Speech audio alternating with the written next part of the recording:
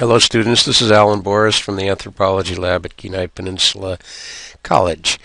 And this is the second part of the lecture on the early history of the Cook Inlet area, history meaning in this sense, the written record. So we brought Captain Cook into Cook Inlet, and Spaniards and Russians and interactions with Denina.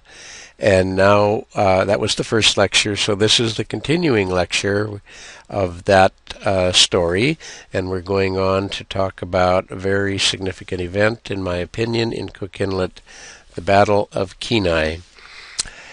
And by Battle of Kenai, we mean Kenai in the general sense.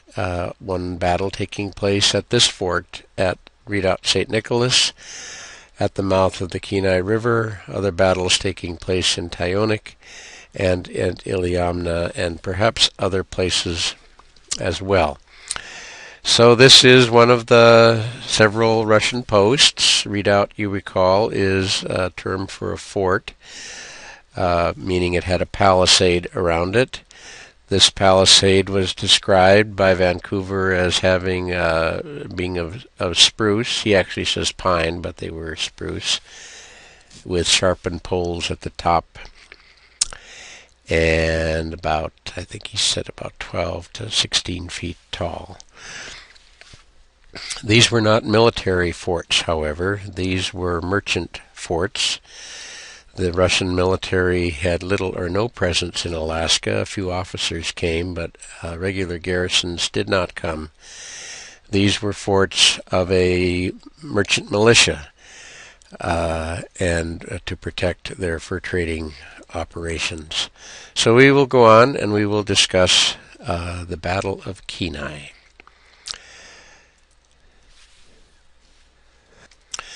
So again, to review, this is a map, 1802 map, Russian map. This particular one is in the National Archives. Pardon me, this was in the Library of Congress. And unless you read Russian, it's hard. But Kenai is here. The post at St. George does not appear because by this time it was likely abandoned. The post down at Nanwalek is here, and the other post. So Russia by this time was filling in the gaps, but still largely coastal and up the Kuskokwim River. Not a lot of knowledge of the interior of Alaska, and as we will mention later, the Russians did not control all of the territory you see here. The Russians controlled a few acres around each post.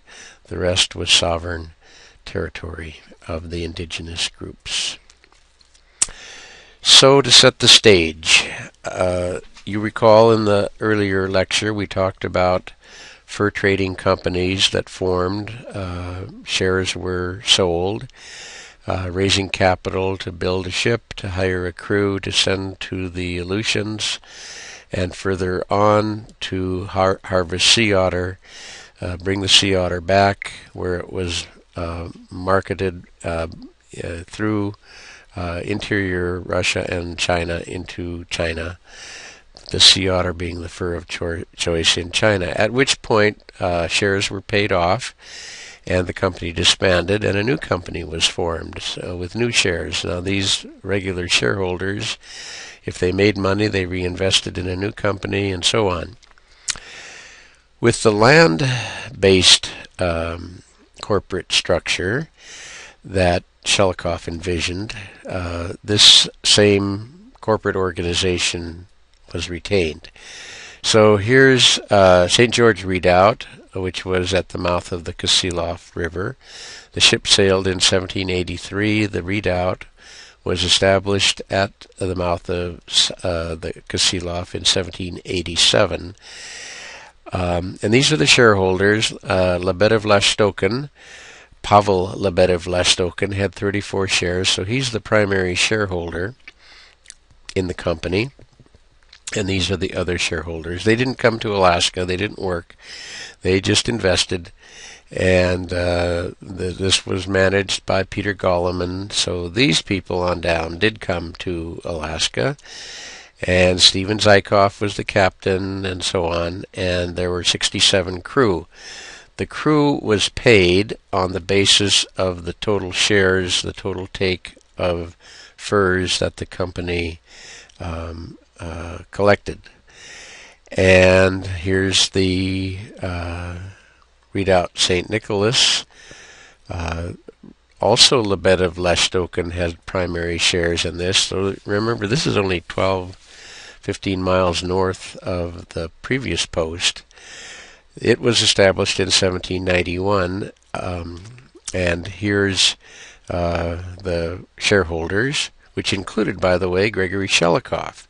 So Shelikoff was primary shareholder in the post at English Bay at Nanwalek on the southern peninsula. I don't have their corporate structure here. I haven't found it yet, but he would have been the primary shareholder there, and I don't know, 10, 15 other shareholders involved. Same situation, and then here there were 97 men involved, and they would be paid on the basis of the total take after the shareholders are paid off. So in effect, these two companies, though they were both Lebedev-Lastokin companies, were competitors. On the sea otter trade on the open ocean, this would not have been an issue because they were in mobile boats, and they would have simply found a place where nobody else was to collect sea otter through the Aleut hunters.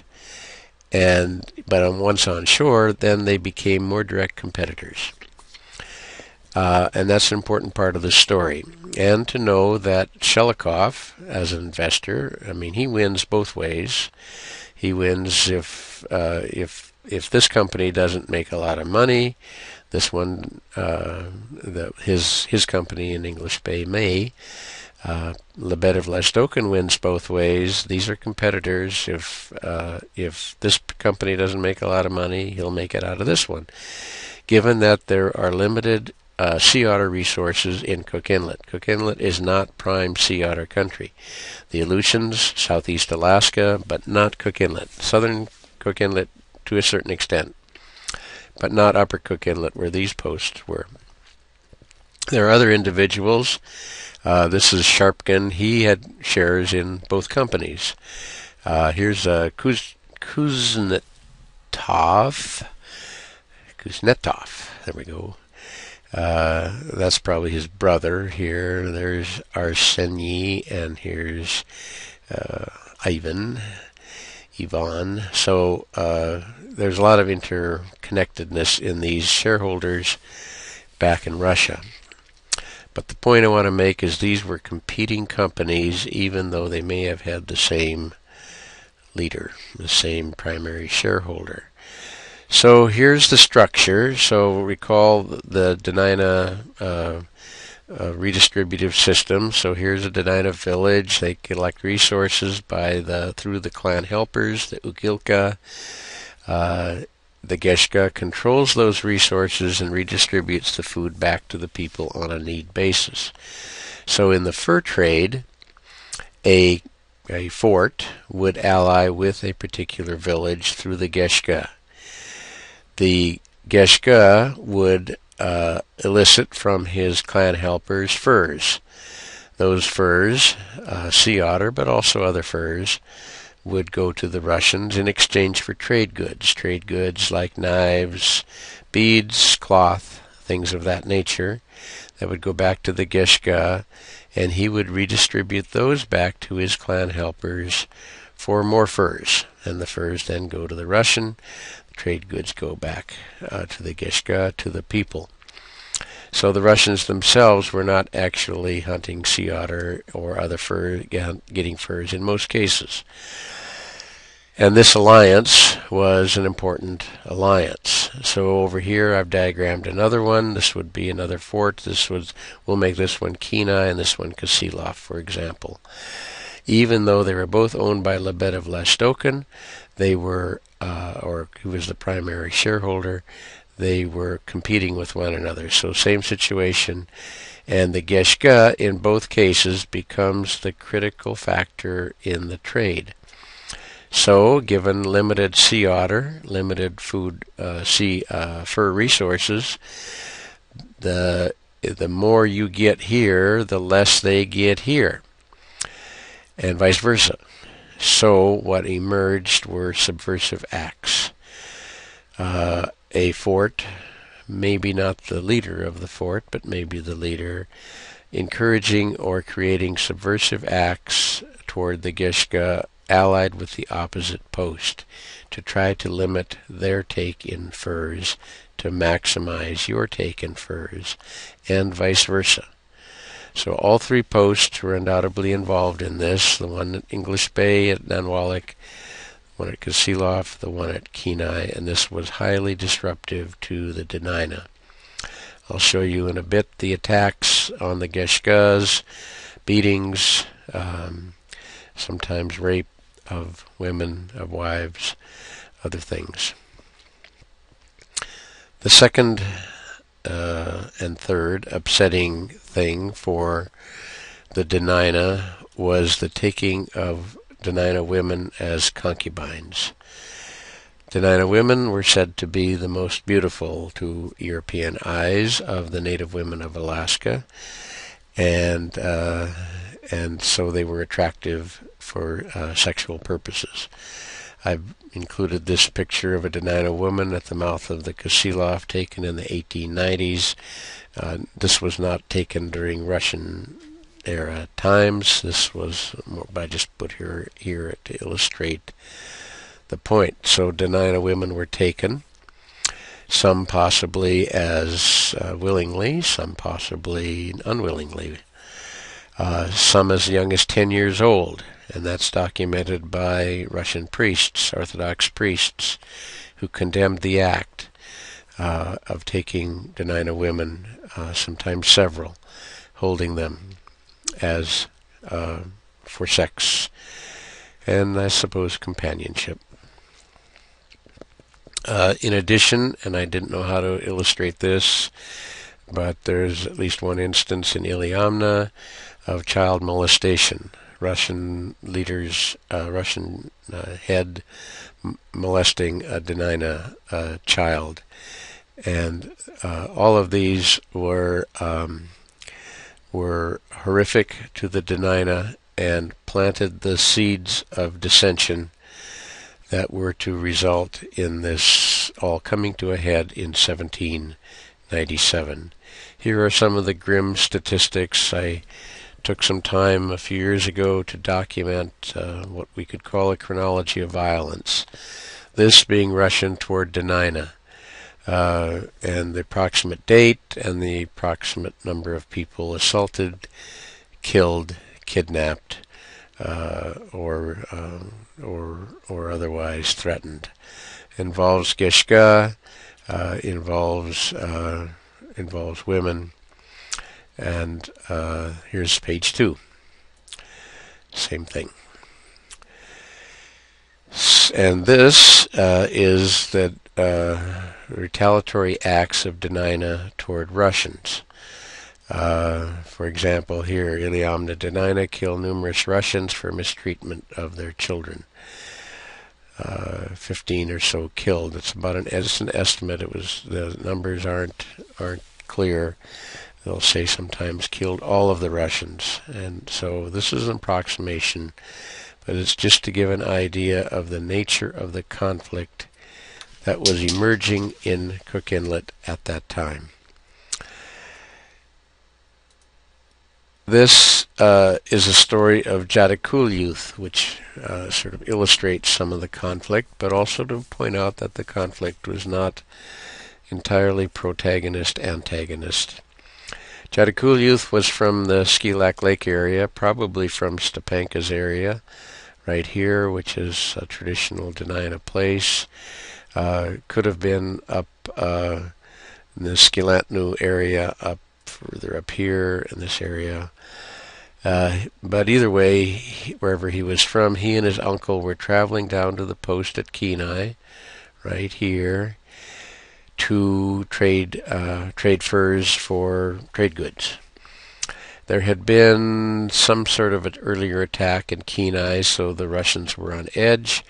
As Jadikulyuth and his uncle approached, a sentry in one of the bastions shot and killed his uncle dead. No provocation. Jadikulyuth was enraged. He put his uncle's body nearby, it says on a small hill, and he went upriver. We don't know how far upriver. I'll just randomly take this spot right here, where there were two parties of Russians that were cutting logs, cutting poles for the post. So that tells me it was during the time that the post in Kenai was being built. It was established in 1791, rebuilt in 1794, so it's somewhere in that time period. Jadikulyuth goes up, so it's at night. The Russians go to sleep. They have two sentries. The sentries call back and forth to one another, some sort of all's clear or whatever. Jadikulyuth times the calls. He slits the throat of the first one. He then goes over and slits the throat of the second one, and then proceeds to kill as many as he can before the rest wake up. Gets in his kayak, goes back downriver, past the Russian fort, which it's at night, and goes down Cook Inlet. It doesn't say how far. It says something in the Kasilov area. We'll just make them randomly here. It's possible he could have gone up the river to Tustumena Lake as well. The commander at Kenai threatens retaliation. By that time it was not Gregor Gonovalov, although it could have been. It's not entirely clear when he was transferred over to Prince William Sound. I think Zykov was probably in charge by that time. We'll say it was Zykov, and Zykov threatens retaliation for the killing of his men.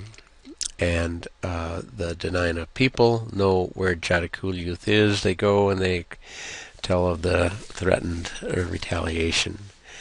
Jadikulyuth takes a steam bath, Nelele, purifying agent, purifying action, and goes back up to the beach in front of the post at Kenai to turn himself in. He only asks one thing. He asks to sing his death song, and he does. The commander asks him why he did what he did, and he explains that his uncle was shot with no provocation and shows him his body. The commander is impressed with Jadikulyuth's bravery, and he lets him go. Does not do anything to Jadikulyuth himself. At the same time, this might be a noble act, but on both parts, but also he may have been the commander, Zykov, or whoever it was, may have been trying to suppress any further hostilities from the Dena'ina, because things were undoubtedly very tense. So those are some of the situations, some of the actions that happened. So what we have emerging is a number of factions. We have the Russian traders, we have the traditional Dena'ina, and we have Russians allied with Russian allied Dena'ina, who are allied this way. These three factions, and so these would be Dena'ina who were generally more accepting, less angered by the events, and probably more accepting of the trade that was possible. And these would be the traditional ones. These would be angered by the Russian trader actions toward their Gishga, toward their women, and angered toward the Dena'ina who tended to side with the Russians. Things came to a head in 1797.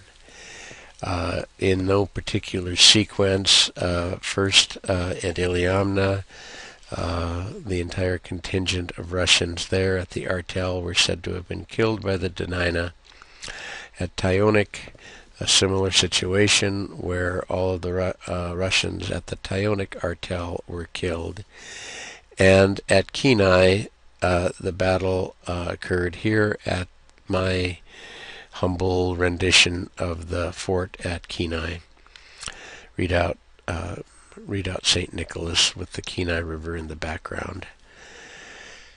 The attack involved on the Russian part muskets, pistols, and cannons. Cannons were not allowed for anyone but the military, but Catherine the Great gave the American companies dispensation to have cannons. They would have been sort of like the Scud missiles of the time. Not everyone could just own a Scud missile, could own a cannon. But to protect them or for whatever activities, the Russians were given ownership. This is actually a cannon at Fort Ross in California. I'll show you a picture of Fort Ross in a moment. This is an actual part of a cannon, or maybe mortar is the right term, found in Kenai. So this could have been the actual one involved in the battle. And these are just random muskets and pistols off the internet that I put to illustrate the tools of war that the Russians had. And this is what the Denina had. They had armor. We talked about the rabbit fur sand with pitch armor the Denina had, which were thought to be able to, at least at some distance, stop a musket ball. And they had these tools, these oil-soaked antler clubs. This one tipped with obsidian. This one, the obsidian's gone, but it would have been tipped as well. That would have been used in hand-to-hand fighting. So the Denina somehow entered the gate. So we don't have a lot of details of the battle. There's a second famous battle that occurred 4 years later, 1801, I believe it's 1801, maybe 1802, in Sitka, the Battle of Sitka, which if you've taken Russian history, you probably read about or were told about. In that battle, the Tlingit defeated the Russian post that was newly established at Sitka. We wouldn't know much about that either had it not been for the presence of an American ship in the harbor in Sitka. And so the American commander wrote about it, and so it becomes much more famous. There was no American ship, neutral observer in the harbor to watch the Battle of Kenai as it unfolded at the fort, so we don't have all the details. But it is known that the Denina made it inside the gate. So once the pistols go off, once the muskets go off, once the cannons go off, this becomes the preferable tool. It takes about a minute and a half to load a musket, and once entering, the Denina had the advantage. And they won. The Denina won. The battle took place in the fall of 1797. In the spring of 1798, the Lebedev Company abandoned the post. All 90-some men went back to Russia. The Shelikov Company, through Malakoff, took over the post, but only stationed a small number of men there. And presumably some of the hostile actions of Russians toward Denina women, and toward Geshka ceased. And for the Denina, this was the best of both worlds. They were able to retain access to trade goods, but also to eliminate the terrible actions perpetrated against them. At least things settled down in the documents. So there were significant consequences of this at the time, or at least shortly thereafter. Alexander Baranov, who was the now sole leader, sole head, because he was at the Shelikov Company, soon to be reorganized as the Russian America Company, was given charge to find a mainland capital, to establish a mainland capital. He briefly did a failed agricultural experiment at Yakutat, I guess right here somewhere. It didn't work because the Russians there, did not know enough about agriculture to make that work. So that pulled out. The Lebedev company had pulled out. So he had essentially two options to establish the mainland capital site. One was on the Kenai Peninsula, Cook Inlet area, and the other in southeast. Each had advantages and disadvantages, but I believe that because of the recent Battle of Kenai, Baranov was influenced to establish a post somewhere in southeast, which he then did at Sitka. And as we know, that was they were just as hostile there, if not more so. The Tlingit also attacked the post there. The upshot of it is, for most places, the Russian posts became they were insular. They were controlled. The land around was controlled by Tlingit, by Dena'ina, by maybe by Koniag, probably so, maybe less so in the Aleutian area. The Russians considered the Aleuts conquered people. They considered the Koniag semi-conquered people. They considered the Tlingit unconquered people. So Baranov establishes his post at Sitka and sealed the fate of Russian America because they were unable to feed themselves. So this is a chart from Gibson's book in 1976, part of his thesis that the failure of Russian America had to do with their inability to feed themselves. So here's what they're sending from Siberia to Alaska: sheepskin products, caviar, but more important foods like rye flour, 361,130 pounds of rye flour in 1 year. This is 1 year. Salted beef, 36,000 pounds. Peas, 21,000. Butter, nut oil, and so on down the line. Many of those things that could have been grown in Alaska, at least on a subsistence basis, but weren't, because the dominant Russian population was in places not suitable for agriculture, meaning Kodiak Island and southeast Alaska at Sitka. The Russians were well aware of their inability to feed themselves, and as a consequence only had about 600 to 700 Russians in Alaska at any one time, because they couldn't get any more food over. The food was shipped across the North Pacific. Much of it rotted, much of it spoiled, and there just was a limitation in food more so than anything. There were people to come, but not food to feed them in a Russian manner. So they were aware of it. Part of the reason for establishing Fort Ross, about 50, 60 miles north of San Francisco, was to establish an agricultural colony. So the thinking was to grow grains and potatoes and whatever else at Fort Ross and then ship it back north. The other reason for Fort Ross was to sort of put a barrier from Spanish expansion north, but the primary reason was as an agricultural colony. Peter Kalifornsky's great-great-grandfather, Kadinalchin, was one of the workers sent to build Fort Ross in 1818. And on the Dena'ina language website, there's Kadinalchin's, what Peter calls homesick song, his blues, is available for you to listen to. I sort of, there's the fort up here on the hill, and I sort of have this romantic image of a lonely, sad Kadinalchin sitting on one of these rocks and singing to himself that homesick song. Another dark night has come over us.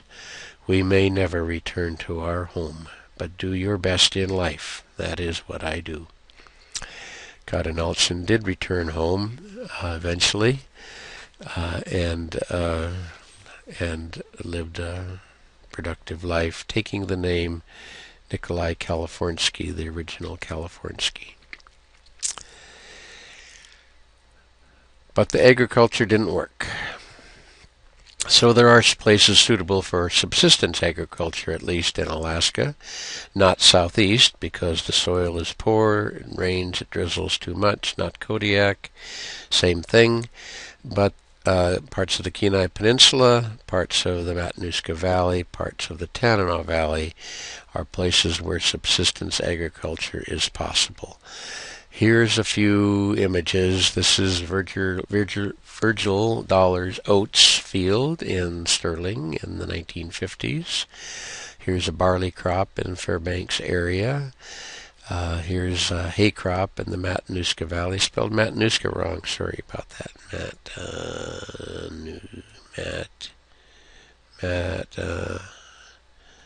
That's a U. Matanuska, sorry. A hay crop. So it is possible. Many of these places became more profitable for subdivisions than they did for agriculture. Here's a modern commune called Ionia. It's not far from where I live, in Kisilov, and here's their barley crop, and they are developing barley to grow. Now this was 2000, so 13 years later, they've got pretty good at it. When I last visited, they said they were going to sell some of their barley to a brewery in Homer to have, if they can get hops in Alaska, they would then have a entirely Alaskan product. So the point being that subsistence agriculture is possible, and of course vegetables are relatively easy to grow. And here's cattle. These are cattle. This is an agricultural report from 1914, but this is progenitors of this herd are said to have been brought to Kenai Peninsula 100 years ago, and they're pastured here and fed local hay. It would be very interesting, by the way, to try to track and see if any of that strain of cattle are still there in Ninilchik. So subsistence agriculture is possible, but Baranov picked the wrong place to do it. This was highly criticized by Koslitsov, Sergei Koslitsov, who was a Russian official who was sent in 1860 to survey the colonies to try to figure out what was going on and whether or not Russia should sell Alaska to what turned out to be the United States. So Koslitsov writes, cattle boarding in the colonies stands at a very low grade. Experiments have shown that agriculture cannot be successful on the islands, meaning Sitka and Kodiak, but with regard to the mainland of America, the inspector, that's him, notes that the country is adapted to permanent colonization, and especially the Kenai country is remarkable for its moderate climate, fertile soil, rich pasture, and abundance of forest and game. And had he known about it, he could have included the Matanuska Valley and the Tanana Valley there as well. Later he writes, the company, however, when urged to colonize this part of their domains, answered that the Kenai country was, quote, entirely unfit for settlement, and that in many places the climate was injurious to humans. So they're kind of covering themselves, but they, of course, were wrong. And so we can kind of play this game. What would have happened had the Dena'ina not attacked? What would have happened if Baranov had chosen Kenai or somewhere nearby as his mainland capital and developed subsistence agriculture, and the population grown much larger than it did? So let's talk then about the influence of the Battle of Kenai. So for the duration of Russian America, there were very few Russians. This should actually drop. This is when the Battle of Kenai occurs. In Cook Inlet, very few. 6, 10. This is actual census data of what I've been able to find out. This is the initial occupation by the Lebedev and the Shelikoff Company. This is smallpox, and we'll talk about smallpox in the next lecture. So this identifies about 1,600 Dena'ina. This is probably for the Kenai River, because the records are referring to Kenaitse. The total population was at least 4,000 to 5,000, maybe as high as 10,000. So Russia sold Alaska in part because of the inability to feed themselves. Got the D there, boy. Inability to feed themselves, and because of the presence of gold. So in the 1830s, I'm going to skip to the next slide, which actually illustrates something else. But in the 1830s, Doroshin, a mining engineer, was sent to survey the peninsula, and he found traces of gold. And this is Voznesensky's 1842 map. This is the Kenai River right here, and this says gold-bearing gravels. Gold-bearing gravels right there. So I'm going to back up and gold. So in 1849, the California gold rush occurred, and thousands of mostly men made their way to San Francisco and Northern California for gold. I don't know the numbers. You could Wikipedia that if you wanted to. So in Alaska, we have the Russians fighting themselves with some gold. So they suppressed the information of gold because they knew they would be inundated with gold seekers coming north, American gold seekers coming north, overrunning their meager 600, 700 population in a very short time, and they would be left with nothing.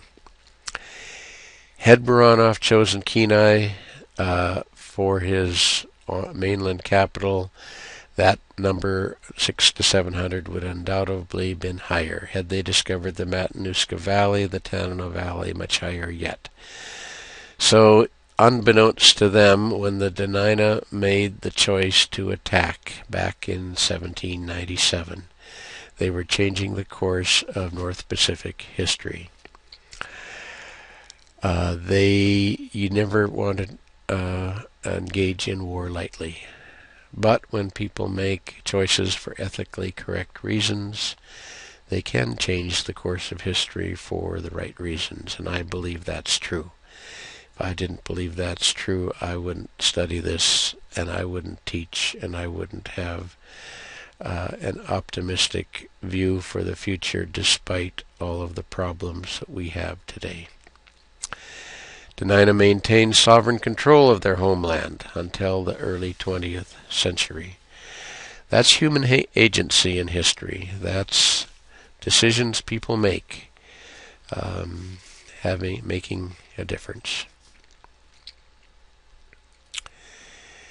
So a couple of other things to talk about. So this is back to that Voznesensky map. Voznesensky was a true naturalist. He came to describe plants and animals and people, and this is his map.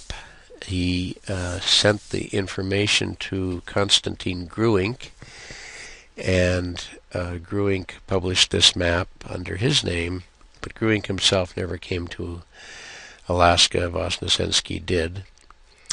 His journals are in St. Petersburg, Russia, and part have been published. He was in Sitka, he was in Kodiak. The part for the Kenai Peninsula, however, is too faint to read. So someday somebody's going to get a grant to tap into the the I don't know what it would be, FBI technology to bring out faint ink, and we'll be able to read those journals, I hope. And that's a good project for somebody. So this was Voznesensky. The scribbling on this in red is Jim Carrey's and mine notes on place names, potential place names that Voznesensky recorded, and so that Jim was able to figure out a couple of place names. So why is there a picture of vodka over here? So Voznesensky went up the Kisilov River with Denina, and he labeled the Tustumena Lake Tustumena Sea. Sea is lake in German, so the map was published in German, though he himself was Russian. And up here, just a little bit off your chart here, he labeled the highest mountain in the Kenai Mountains Truly Mountain. And it's still on the map, says Truly Mountain. But it's derived from the Denina word Traili. Remember, the D's become T's. Dustubina for Denina. Tustubina becomes Tustumena, becomes Tustumena as we say it today. In this case, Traili became Truly, and is sort of interesting that you can just sort of envision him here in a boat, or maybe he actually went up, I don't know, with Denina men, and he's pointing up, what's that highest peak there? What's that called? And so in translation they say, well, it's called a mountain, Traili. So he writes down Traili with a T. So it's actually mountain, literally. I wonder if Voznesensky ever was clued into that. Recently, this is 2013, I think in late 2012, entrepreneur took the name Truly for a vodka, Truly Mountain Vodka. So that's now appearing in Cook Inlet liquor store shelves. So a last couple of slides. The last ditch effort in Cook Inlet for the Russian America Company was to develop a Russian coal mine at Port Graham, and so here is that mine. Here's the woodcut of it, and it was established in 1855 and operated 10 years to 1865. This is what the bay looks like. I'm standing about here, I'd say, to take this picture down here. And it's located here, the mine at Coal Cove. Homer is up here someplace. So this is Kachemak Bay. The mine was developed by an employee of the Russian American Company named Yalmar Fuhlheim. His brother, I forget his brother's first name, Fuhlheim, was at the time one of the last governors of Alaska, of the Russian American Company. So they, I don't know if that's how Hjalmar got his job or not, but he has an interesting story. Both were, of course, Russian-speaking, Swedish-speaking Finns. I'll get it right eventually. Swedish-speaking Finns. They were from Finland, but spoke Swedish as their language. There's a part of Finland that is Swedish-speaking. And Hjalmar, Hjalmar was highly trained. He had gone to the University of Helsinki and had a degree in science, natural science or something like that, and had gone on to a college in Germany to study mining. So he was effectively had maybe a master's or a PhD level training in mining technology. So he was very highly trained. And his first job was in the Ural Mountains in Russia, and worked on a mine, and he met a local girl, and he fell in love. I don't know what she looked like, but in my sort of image, she was a beautiful Russian woman, Anna Karenina of the Urals, and she dumped him. She dumped him. Maybe he was a little too nerdy for her. I don't know. I'm making all this up. But she did dump him, that we know, and he did what a lot of Alaskans have done after getting dumped by their significant other. They go to Alaska. So he signed on to work for the Russian America Company as a mining engineer to develop the mine. And he first traveled to California, where he and Doroshin, the original person who had surveyed the Kenai Peninsula, observed what was going on in the mines, in the gold mines in California, but also noted there was a great need for coal. And so Fuelheim developed the mine here at Coal Bay. He had 90 workers for whom he was highly critical. He said they were lazy, they didn't know which end of a shovel to use. It was very difficult. Clearing the land was hard enough because these are big trees down there in Kachemak Bay. He did have native workers, Lutig and perhaps some Denina. He was very appreciative of them, and the Russian priest who visited the area said they were treated quite well. But the mine failed. So let me back up before it fails. So this was my visit. I was there with a couple of Russian archaeologists a couple of years ago, courtesy of Dave McMahon, who was the state archaeologist, and we looked over the area. This picture is taken just offshore, so near as I can tell, this building would have been about here, and this is the mine entrance, one of the mine entrances, and it's about here. We could stick our head in and see where that was, but didn't want to go too far. It had collapsed by and large, and I think this is about in this area here. It's private property today, so you can go to the beach, but you can't go up on the private property without the invitation of the landowner. So that's the mine. It operated for, as I said, 10 years, but was a failure. It only shipped one load of coal in 1856. The company made its shipment to California, to the gold fields, 800 tons, a lot, which cost $15 per ton to mine and sold in San Francisco for $1.75 a ton. Not economically viable. And wasn't going to get any better because it was cheaper to get coal from Chile and later Vancouver Island for the California markets in the growing city of San Francisco than it was the Russian coal from Alaska, which was of a lower grade as well. So for the remainder of Russian America, the company mined coal, or for the remainder of the mine, it mined coal, but it only used it in Russian ships. So they made some money, but they didn't make money, but they reduced costs, but it was not viable and eventually was abandoned. Frühlhelm himself he was very proud of what he did. It was a significant accomplishment.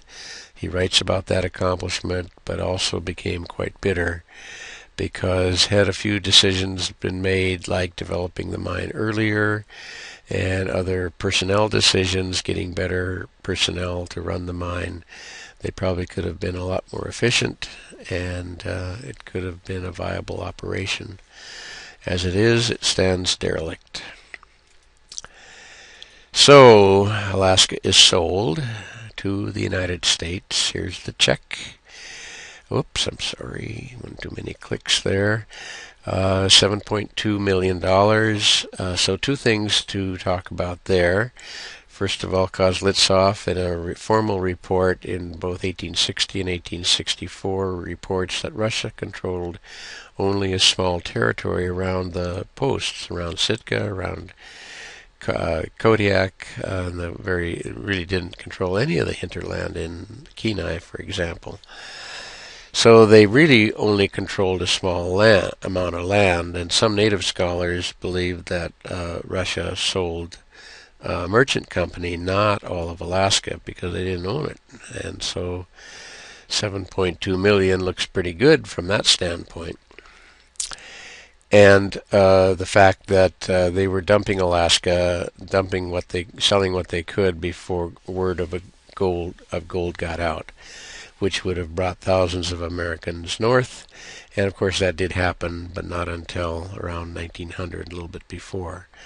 And so they were trying to get rid of it before they had nothing. So that's the end of the Russian control. Really wasn't sovereign control in the sense, excuse me, that we think of sovereignty. The Dena'ina, in their case, maintained their own sovereign control.